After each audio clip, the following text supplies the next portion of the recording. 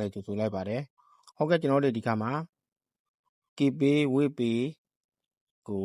ကျွန်တော်တို့ QR code နဲ့လွှဲတဲ့နည်းကိုမျှပေးမှာဖြစ်ပါတယ်ဒီနည်းလမ်းလေးကတော့တိကျသူများရှိတယ်လို့မတိကျသူများလည်းရှိပါတယ်ဒါကြောင့်ကျွန်တော်မျှပေးခြင်းဖြစ်ပါတယ်ဟုတ်ကဲ့အရင်ဆုံးကျွန်တော်တို့ကဗာသိရမလဲဆိုတော့ကျွန်တော်တို့တွေကိ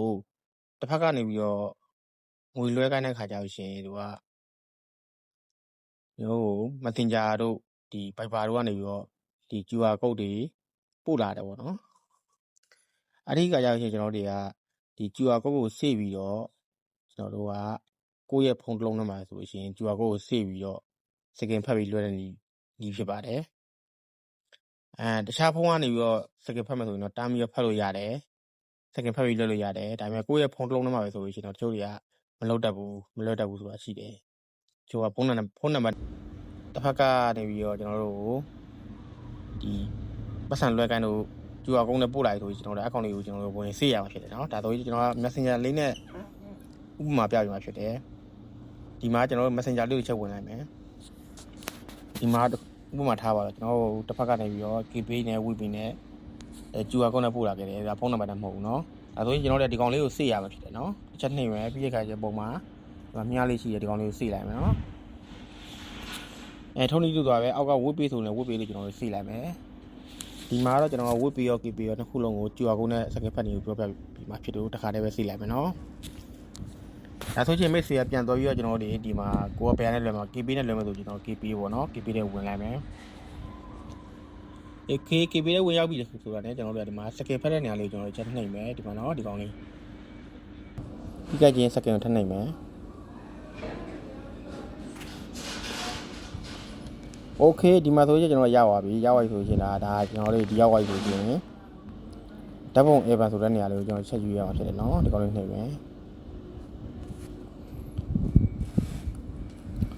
โอเคဓာတ်ပုံ Evan ရေးလိုက်ဆိုရင်ခုနကမိတ်ဆွေကစီးခဲ့တဲ့ QR code ကိုကျွန်တော်တို့ဒီမှာချက်ထောက်ပြရအောင်ဖြစ်တယ်နော်โอเคဒါဆိုရင်တော့ကျွန်တော် QR code ကနေပြီးတော့ကျွန်တော်စကင်ဖတ်တာကိုဖုန်းတစ်လုံးထဲမှာစကင်ဖတ်တာကိုရပါပြီဖြစ်တယ်ဒီမှာဆိုရင်သူ့ရဲ့အကောင့်ပေါ်မယ်ဖုန်းနံပါတ်ပေါ်မယ်နော်โอเคဒီမှာဆိုရင်ကျွန်တော်ငွေပတ်စံအမောက်ထည့်လိုက်ပြီးတော့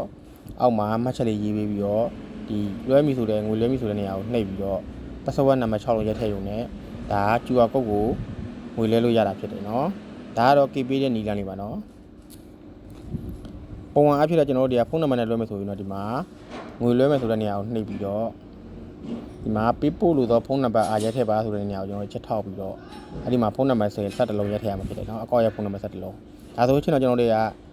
ဖုန်းနံပါတ်17လုံးရက်ထည့်ယူရဆိုရင်ဆက်သွားမယ်ဆိုတော့နှိပ်တာနဲ့ကျွန်တော်တို့ကဒီခုနလိုပဲ QR code စကင်ဖတ်သလိုပဲအကောင့်နာမည်ရယ်ဖုန်းနံပါတ်ရဲ့နောက်ဆုံး၄လုံးရယ်ပေါ်လာမှာဖြစ်တယ်နော်တူပါပဲเนาะဒါပေမဲ့တချို့ကျတော့ QR code နဲ့စကင်ဖတ်ပြီးတော့မလွတ်တတ်ဘူးဆိုတာကိုပြပေးတာဖြစ်ပါတယ်เนาะဟုတ်ကဲ့ဒါကတော့ KP ကို QR code နဲ့လွှဲတဲ့နည်းလမ်းပါเนาะโอเคနောက်တစ်ခုကကျတော့ကျွန်တော်တို့ဒီမှာ WePay ကို WeMoney ပေါ့ WePay ပေါ့เนาะ WeMoney ကနေပြီးတော့ WeMoney အကောင့်ကနေပြီးတော့ WeMoney ကို personal အကောင့်ကနေပြီးတော့ကျွန်တော်တို့ဒီ QR code နဲ့လွှဲတဲ့နည်းလမ်းလေးဖြစ်တယ်เนาะဒါလည်းထိုးနည်းတူသွားပဲခုနလိုပဲ KP လွှဲလို့ပဲQR code ကိုသွေးပြီးတော့ကျွန်တော်တို့စကင်ဖတ်မှာဖြစ်တယ်เนาะโอเคဝင်ပြမယ်เนาะဒီ WePay ကျွန်တော် WeMoney အကောင့်ထဲဝင်လိုက်မယ်ဒီမှာတော့ကျွန်တော်တို့ WePay ကိုဝင်ပြီးတဲ့ခါကျတော့ရှင်ကျွန်တော်တို့ဒီမှာငွေလွှဲမယ်ဆိုတဲ့နေရာကိုနှိပ်မယ်ဆိုရင်တော့ဒီမှာเนาะဒီကောင်လေးเนาะဒီကောင်လေးငွေလွှဲမယ်ဆိုတဲ့နေရာနှိပ်မယ်ဆိုရင်တော့ဒါဖုန်းနံပါတ်ရိုက်ထည့်ရမယ်ကျွန်တော်တို့ဒီမှာချက်နှိပ်မယ်ဒီမှာဖုန်းနံပါတ်17လုံးရိုက်ထည့်လို့ရှိရင်တော့ဒီကိုယ့်ရဲ့ရိုက်ထည့်တဲ့ဖုန်းနံပါတ်က WePay အကောင့်ရှိတယ်ဆိုရင်တော့ကျွန်တော်တို့ဒီမှာပေါ်မှာဖြစ်တယ်เนาะဥပမာဒီကောင်လေးပြမယ်เนาะဒီလူမျိုးလေးပေါ်မှာဖြစ်တယ်တကယ်လို့မိတ်ဆွေကဖုန်းနံပါတ်နဲ့မရိုက်ထည့်ပဲနဲ့ QR code နဲ့စကင်ဖတ်မယ်ဆိုရင်တော့ခုနကကျွန်တော်ပြောခဲ့သလိုပဲ KP ကိုလွှဲတဲ့သလိုပဲ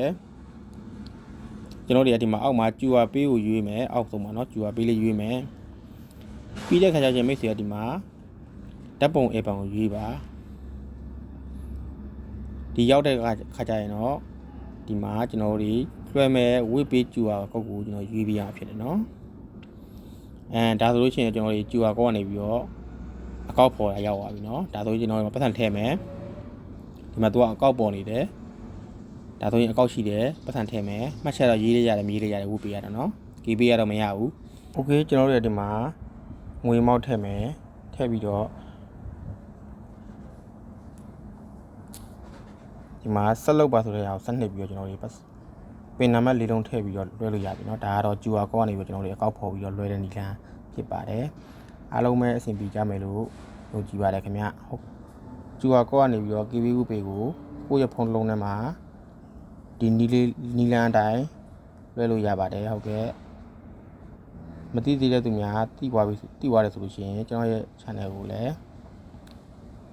subscribe လုပ်ပေးပါအောင်เนาะဟုတ်ကဲ့ကျွန်တော်ရဲ့ဗီဒီယိုလေးကိုနှစ်သက်တယ်ဆိုလို့ရှိရင် like and share တယောက်တစ်ချက်လောက်နှိပ်တော်ပေးကြပါလို့တောင်းဆိုပါတယ်